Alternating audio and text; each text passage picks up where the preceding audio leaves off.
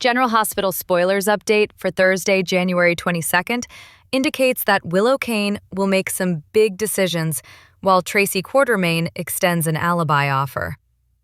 Harrison Chase's PCPD fate will also be revealed, so here's what GH fans can look forward to. For starters, Laura Collins will get some troubling updates. The news about Drew Kane's stroke may spread and leave Laura worried about how Scout Kane will cope. Scout will indeed be an emotional wreck over her dad's medical crisis, so Alexis Davis will want her granddaughter to move in with her while Drew's out of commission. There'll likely be no set timetable for Drew's recovery if he recovers at all. Lucas Jones will pass along some upsetting info. At least, Willow will have to pretend to be upset about Drew being unable to walk or talk. Drew might wind up with locked-in syndrome, like Lucas mentioned, so Willow may have to decide where he'll go for long-term care once he's well enough to transfer. Willow might send Drew to Turning Woods or another comparable facility in the coming episodes. In the meantime, Willow will have to decide whether she'll allow Alexis to take Scout in. Willow is grateful to Alexis for getting her acquitted, so she might agree Scout belongs in her care. Of course, it's possible Willow will want to keep Scout under her roof if she thinks playing stepmother will look good for the visitation case. That said, Willow does seem to care about Scout and may not want to make this any harder on her than it has to be. Willow just caused Drew's stroke, so the least she can do is let Scout live with Grandma Alexis in the aftermath. Elsewhere, Nina Reeves will give Kai Taylor some guidance. When it comes to compromises, Nina will suggest that even good people have to make them sometimes. Next, Tracy will insist she'll be Jason Morgan's alibi for what he did to Drew. Does Tracy honestly believe Stone Cold would do something as subtle as cause Drew's stroke, or is there another explanation? If Jason were going to wipe Drew off the map, that's certainly not how he'd do it. Jason may point out that he hasn't done anything, but Tracy might reply with a "not yet," or something along those lines. It's possible Tracy will push Jason to get sneaky and finish Drew off while he's incapacitated. Then again, maybe Tracy will want Jason's help stealing back the Quartermain family heirlooms while Drew's on ice. Regardless, Tracy may vow to cover for Jason when it comes to past attacks on Drew and whatever else might be in store too. At the police station, it looks like Dante Falconeri will officially reinstate Chase, but he may provide a warning too. Chase gambled with his job thanks to his Willow fixation, so Dante may push him to do things by the book from now on. Over with Carly Spencer, she'll insist she sees Britt Westbourne's true colors. Carly doesn't trust Britt with Jason's heart and will assume she's going to drag him into trouble. Britt's in over her head with all this secret project drama, so Carly's words may hurt more than she'd like to admit. Although Britt will try to push Jason away in the coming episodes, he's going to suspect something's off. Meanwhile, Jocelyn Jax's eyes will bug out when Jack Brennan tells her she's been deactivated. You can bet Jocelyn will object and demand an explanation, but Brennan may not give her much of one. Brennan may remind Jocelyn that she needs to follow orders, no questions asked, but that's just not how she rolls. When pressed, Brennan may admit it's not safe for Jocelyn to remain an active agent right now, especially when it comes to Spoon Island. General Hospital spoilers say Jocelyn may find a way to stay in the game despite Brennan's instructions. So, stay tuned. The court will never allow. She understands the law better than anyone in Port Charles, and that means she knows one hard truth. Willow Kane cannot be tried twice for the shooting of Drew Kane. Double jeopardy protects Willow completely. The case is closed. Officially. But Diane isn't interested in reopening a closed case. She's interested in what still moves behind the scenes. What makes Diane dangerous isn't her ability to relitigate the past. It's her ability to weaponize the truth without ever filing charges. If Michael Corinthos becomes the next target in this investigation, Diane doesn't need to prove Willow guilty in court. She only needs to prove Michael isn't. And those are two very different battles. Diane knows that the truth about Willow doesn't disappear just because a verdict was handed down. Witnesses still exist. Statements still exist. Timelines still exist. And people who lied once are always vulnerable to being exposed again, even if not criminally. One of Diane's strongest cards is credibility pressure. If Michael is accused, Diane can systematically dismantle Willow's reliability as a witness. Every inconsistency, every omission, every moment Willow chose silence over honesty becomes fair game. Willow doesn't need to be retried to be discredited. And once her credibility collapses, so does the case against Michael. Then there's the threat Willow fears most: civil consequences. Criminal court may be closed, but family court, custody disputes, and civil liability are not protected by double jeopardy. Diane can quietly remind Willow that her actions, even if legally untouchable, still matter when it comes to Wiley, Amelia, and Michael's future as a father. That alone is leverage. Diane also understands something Alexis and others may be overlooking. Pressure doesn't have to be public to be effective. A closed-door conversation, a strategically leaked deposition, or a warning about what testimony could surface is often enough to force someone's hand. Willow knows Diane's reputation. She knows when Diane says, "This doesn't end here," it's not a bluff. And finally, Diane's most ruthless move may be psychological rather than legal. She can force Willow to live with the truth being known, even if it can't be punished. That kind of exposure reshapes alliances, trust, and protection. Once Willow realizes that protecting herself may cost Michael everything, she may be pushed into making a choice she's been avoiding all along. Diane isn't trying to send Willow to prison. She's trying to remove her shield.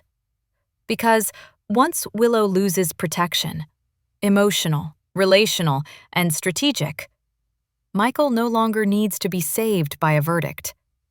He's saved by the truth finally being impossible to bury. And Diane Miller has never needed a courtroom to win a war. Major announcement has been made to surprise General Hospital fans on the eve of the new year of 2025. So, hold on to your seats. Starting from January 1st, 2025, the longest-running series will be available for streaming on 10 Play in Australia. The news comes in follow-up after the series Days of Our Lives and The Young and the Restless has been added to the streaming platform. To find all the details, read till the end.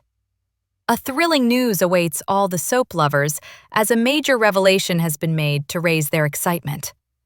General Hospital has found a new home. The iconic and one of the oldest ABC series will now stream on Play 10 in Australia as of January 1st, 2025. While breaking the news to all the fans, 10 Play states, "To kick off the new year, you'll be able to catch up on season 62 episodes of General Hospital, with new episodes arriving just days after they air in the US. The show first premiered on April 1st, 1963 on ABC, and has now produced over 15,000 episodes. It primarily features the storylines revolving around families like Corinthos, Quartermain, and Spencer in the fictional town of Port Charles. The popularity of the series can be guessed with its highest number of awards in Daytime Emmy. The show has managed to bag the maximum number of awards in the Outstanding Drama Series category, which stands at an impressive 17 wins to date. The streaming platform 10 Play, previously written as 10 Play, is an Australian free video on-demand and catch-up TV service regulated by Network 10. It was launched on September 29, 2013, as an alternative to the network's website to provide online offerings of the television programs to the viewers. What a way to kick off the new year! We can definitely use some good news, and that's exactly what we got when General Hospital's Kirsten Storms shared an update on Instagram. As fans know, she's been off-screen while she takes care of herself following her brain aneurysm diagnosis. Maxie's been in a coma, and Storms moved to Tennessee for love and support as she deals with her health issues. Back when Storms first left, she promised that she'd be back and Maxie would have a freak-out-worthy story coming up. And it looks like that time is finally here. Though it is, understandably, a bit bittersweet as the actress is missing her daughter. Boom, she shared on Instagram. 2026 already. That was fast. Back at work. Seriously missing my bug though. California doesn't feel right without her here. It's no surprise that the fans were over the moon in the comments, though this wasn't a complete surprise.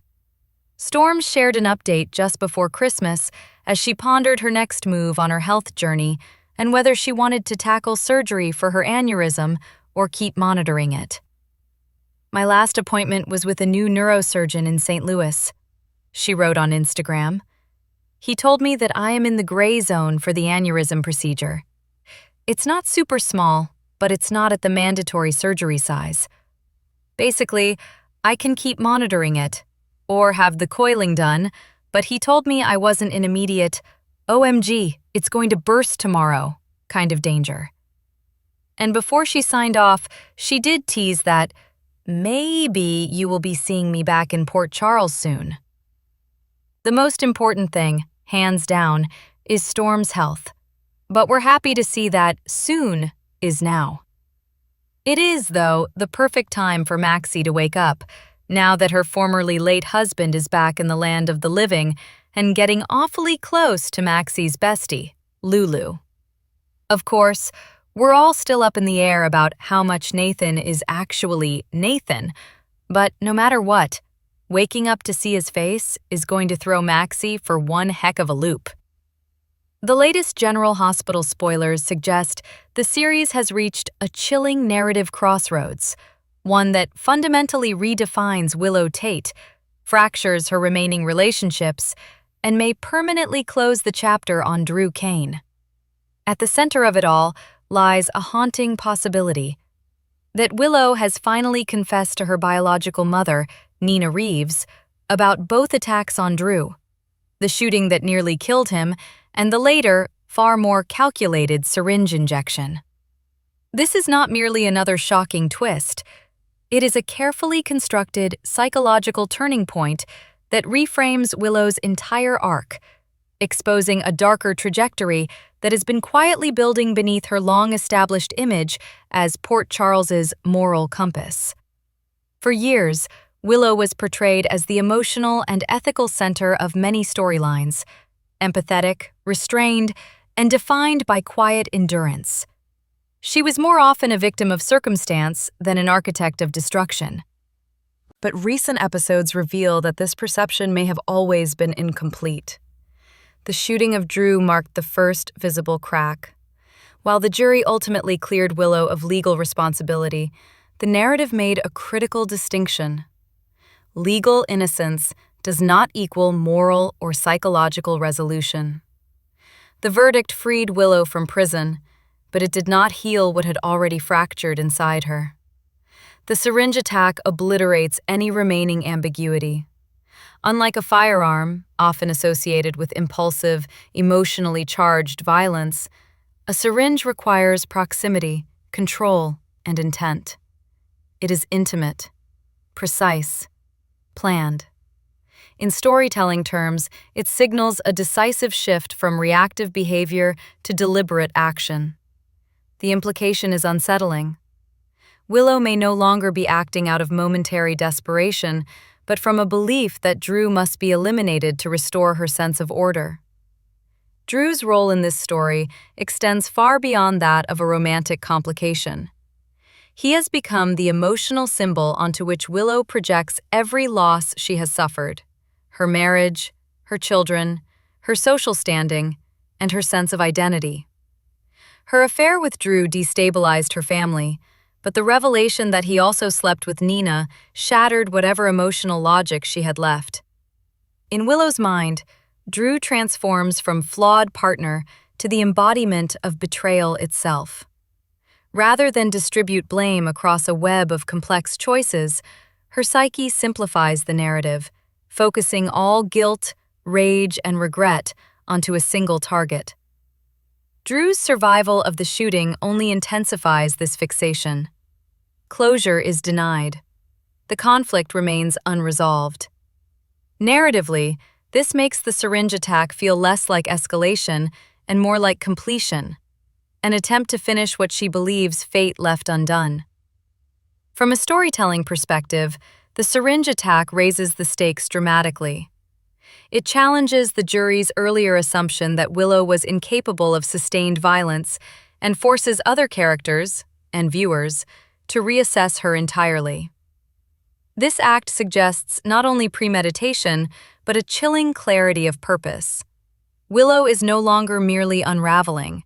She appears to be operating under a dangerous internal logic that justifies extreme measures as necessary. The implication that the syringe may contain a lethal substance further underscores this transformation from instability to intent. Nina's presence during the aftermath is no accident. Her arrival, ostensibly to celebrate Willow's courtroom victory, collapses emotional, familial, and ethical boundaries in a single devastating moment. If Willow confesses, the impact is seismic. Nina is forced to confront not only her daughter's capacity for violence, but the realization that the earlier shooting, once rationalized, defended, and legally dismissed, was also Willow's doing. This dual revelation would fundamentally rewrite Nina's understanding of her daughter's past, vulnerability, and innocence. Nina now stands at a moral crossroads that General Hospital thrives on: maternal loyalty versus moral responsibility. Protecting Willow could mean enabling further harm. Telling the truth could destroy her child. Either choice carries irreversible consequences. Narratively, a confession to Nina functions as controlled detonation rather than resolution. By revealing the truth to a single confidant, the story creates immense tension without triggering immediate legal fallout. Nina's knowledge becomes a burden, one that isolates her, compromises her ethics, and positions her as a potential accomplice through silence. This also restores Willow's agency in a disturbing way. She is not exposed by investigation or accident. She chooses to confess. That choice suggests a volatile internal conflict between control and collapse that may push her further into instability rather than toward redemption. The storyline's next phase pivots toward the medical consequences. The involvement of Lucas Jones and Elizabeth Baldwin introduces institutional authority, shifting the drama from private confrontation to clinical reckoning. Hints that devastating news may be delivered suggest Drew's survival is far from guaranteed. If he dies, the narrative crosses a critical threshold, from attempted murder to homicide, irreversibly altering Willow's future and the moral landscape of Port Charles. Yet the show deliberately maintains ambiguity, keeping multiple paths open and suspense high. This storyline represents a deliberate deconstruction of the good character archetype. Willow's descent challenges the idea that moral identity is fixed or immune to erosion. Trauma, betrayal, and unresolved guilt have compounded over time, producing a transformation that feels both shocking and tragically inevitable. The ripple effects will be far-reaching. Trust will fracture. Past alliances will be questioned. Characters who once defended Willow will be forced to confront uncomfortable truths about perception and denial. Port Charles itself becomes a mirror, reflecting how easily goodness can decay under sustained pressure. Whether Drew survives or not, the consequences of Willow's actions are positioned to reshape General Hospital for months to come. Her confession, if it has indeed occurred, marks the end of plausible deniability, and the beginning of a far darker, more psychologically complex era. In classic General Hospital fashion, the story resists easy answers. Redemption is uncertain, accountability is delayed, and moral clarity remains elusive. What is clear, however, is that Willow Tate is no longer who Port Charles believed her to be, and the cost of discovering that truth may be devastating for everyone involved. Emma voices her fears about Anna to Nathan, while Jason senses something isn't right. The General Hospital spoilers for Friday, January 23, 2026, focus on Emma turning to Nathan for help. She's worried about her grandmother because she hasn't really heard from her in months. Meanwhile, Jason is suspicious, and Lucas and Marco are surprised. Emma misses her grandmother something fierce. She told Gio as much. This so-called top-secret WSB project has kept Anna away for months with hardly any contact. Emma has had enough. Emma's absence is really getting to her, and she finally does something about it. In GH's weekly video preview, Emma turns to Nathan, who recently returned to the land of the living. And he also returned to his old job at the PCPD. "I'm starting to think that my grandma's in trouble," she says. Will Nathan take her concerns seriously? This will hopefully be the beginning of the end of Anna's captivity. Cullum, Sidwell, and Pascal aren't treating Anna so well. Somebody needs to find her and help her ASAP. Britt may be joining Anna on Spoon Island sooner rather than later. Cullum confronted her and told her that she needs to end her relationship with Jason. And she needs to hightail it out to Windermere, where a lab is waiting for her to continue and wrap up whatever experiment they are working on involving cold fusion. She would also have to leave her job days after getting her license back. However, the WSB director isn't giving her a choice. If she doesn't do this, they will stop her meds. Britt is backed into a corner, and her options are to do what Cullum says or tell Jason everything. And she will want to protect him from these controlling and horrible people. Speaking of which, the weekly spoilers suggest that Jason is suspicious, which is no surprise. Whatever excuse Britt gives him to explain why she doesn't think they will work or why she won't be around for the foreseeable future won't be good enough. He'll want to find out what's really going on. The teasers also hint at Lucas and Marco being surprised. What will they stumble upon? There's one thing Lucas will be surprised to learn about his boyfriend, and that's how involved he really is in his father's criminal activities. When will Lucas discover his boyfriend's devious tendencies? Finally, Brooklyn and Chase discuss their future. Willow has been freed, and Chase is positively gleeful about it.